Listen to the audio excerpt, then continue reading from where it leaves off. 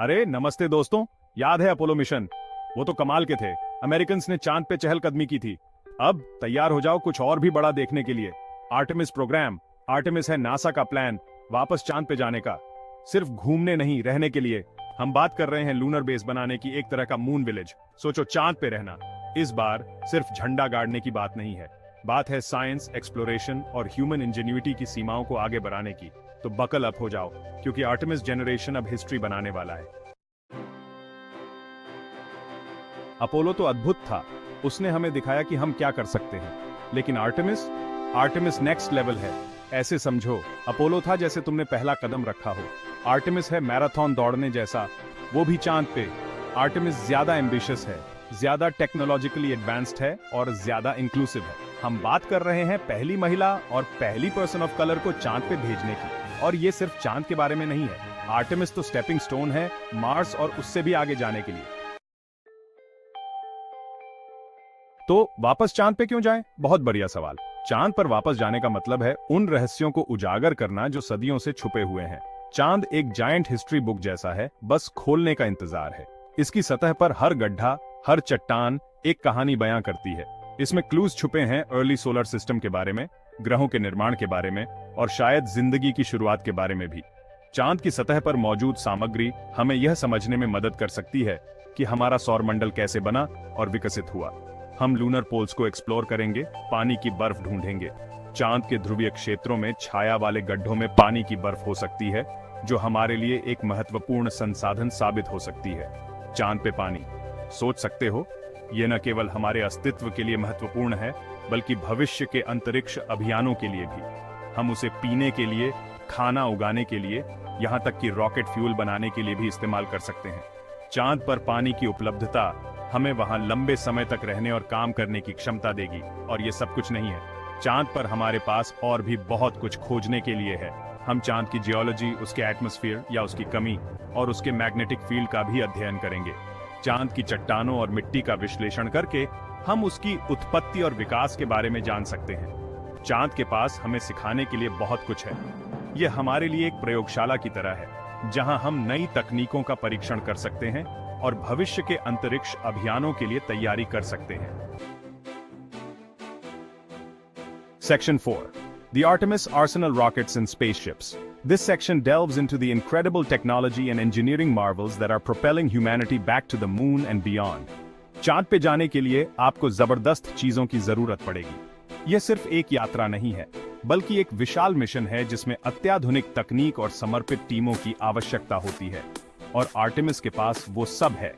Artemis programme में शामिल हर उपकरण और तकनीक को विशेष रूप से इस मिशन के लिए डिजाइन किया गया है। सबसे पहले हमारे पास है स्पेस लॉन्च सिस्टम, अब तक का सबसे शक्तिशाली रॉकेट।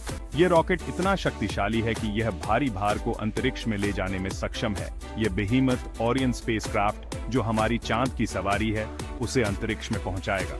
ओरायन स्पेसक्राफ्ट को विशेष रूप से लंबी दूरी की अंतरिक्ष यात्राओं के लिए डिजाइन किया गया है।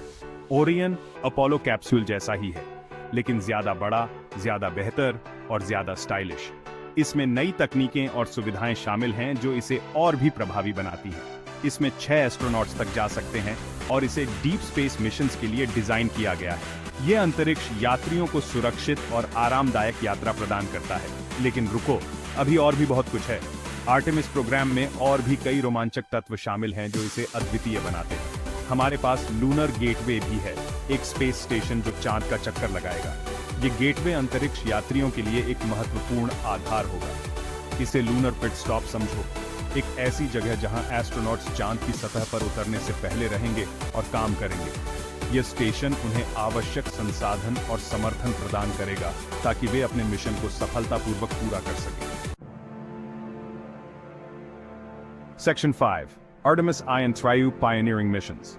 The Artemis program is NASA's ambitious effort to return humans to the moon and establish a sustainable presence there. Let's dive into the details of these pioneering missions. Artemis I, जो 2022 में launch हुआ था, एक test flight था। This mission was crucial as it tested the Space Launch System (SLS) rocket and the Orion spacecraft, ensuring that all systems were functioning correctly before sending humans. Orion ने चांद का एक चक्कर लगाया और साबित कर दिया कि स्पेसक्राफ्ट अब तैयार है This successful orbit demonstrated the spacecraft's capability to travel to the moon and return safely, paving the way for future crewed missions. अब बारी है Artemis 2 की, जो 2024 में जाएगा. This mission will be the first crewed flight test of the SLS in Orion, taking astronauts around the moon and back. इस बार astronauts भी साथ होंगे. The crew will include experienced astronauts who will test the spacecraft's life support systems and other critical technologies. वे चांद के चारों ओर उड़ान भरेंगे, Orion के systems की जांच करेंगे और नज़ारे देखेंगे. This mission will provide valuable data and experience for the crew, preparing them for future lunar landings. और फिर वो पल जिसका हमें इंतजार है, Artemis 3. This mission aims to land the first woman and the next man on the moon, marking a significant milestone in space exploration. 2025 में या शायद बाद में इन चीजों में समय लगता है. इंसान फिर से चांद पर चलेगा. The mission will focus on exploring the lunar South Pole, a region rich in resources and scientific opportunities. इस बार रहने के लिए, the goal is to establish a sustainable human presence on the moon, creating a base for future exploration of Mars and beyond. This is just the beginning of a new era in space exploration. Section 6. A new era of space exploration. Artemis सिर्फ चांद पर जाने का mission नहीं है. ये मानवता की ज्ञान की प्यास, हमारी असीम जिज्ञासा और अनजान की खोज का प्रतीक है. चांद पर वापस जाकर हम सिर्फ दूसरी दुनिया का अन्वेषण नहीं कर रहे हैं. हम खुद का भी अन्वेषण कर रहे हैं. हम संभावनाओं की सीमाओं को तोड़ रहे हैं और आने वाली पीढ़ियों को प्रेरित कर रहे हैं. तो दोस्तों, ऊपर देखते रहो. अंतरिक्ष अन्वेषण का भविष्य उज्जवल है और आर्टेमिस जनरेशन इसका नेतृत्व कर रहा है.